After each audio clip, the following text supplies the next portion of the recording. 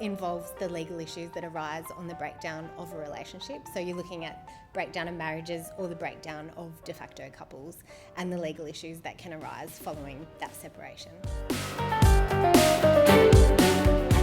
When people are considering separating or when they have actually separated, they might want to come and see a family lawyer to get some advice in relation to financial matters, including their property settlement or sorting out some maintenance, child support issues, and also parenting matters, including where the children might live and the time and communication they have with the other party. I think if you're considering separating from your partner, it's a good idea to get advice as early as possible, because there are some really practical and helpful tips that we can give to parties that are thinking of separating. But it's also really important that people go into a separation knowing what the process is going to look like and what their entitlements might be, because it just helps them then negotiate on a more level playing field when they know what the outcome might be.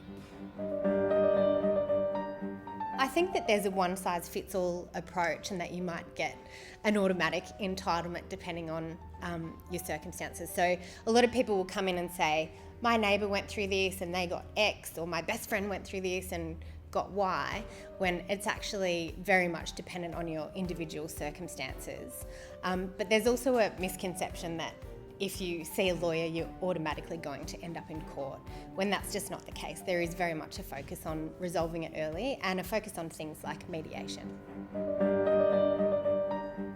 So just be honest and be open, make full disclosure about your circumstances and what there is, because that maximises the chances for both parties of it being resolved early, because it's better for everybody involved if the matter can avoid court and they can resolve it by consent, especially where there's children involved. I think just that people are flawed and we make mistakes, and families are hard, relationships are hard, and it takes a lot of work to make it work, and it also takes a lot of work to make the separation work. So there are good ways to do things and bad ways to do things, but it is possible to have a good separation. And I think the earlier that people resolve their matter, and we can certainly assist with that in resolving it faster, then the better it will be for everybody. I've been through it myself, so I do understand the emotional side of family law and how difficult it can be.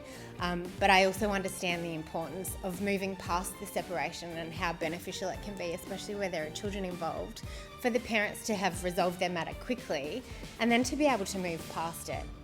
and to focus on the children.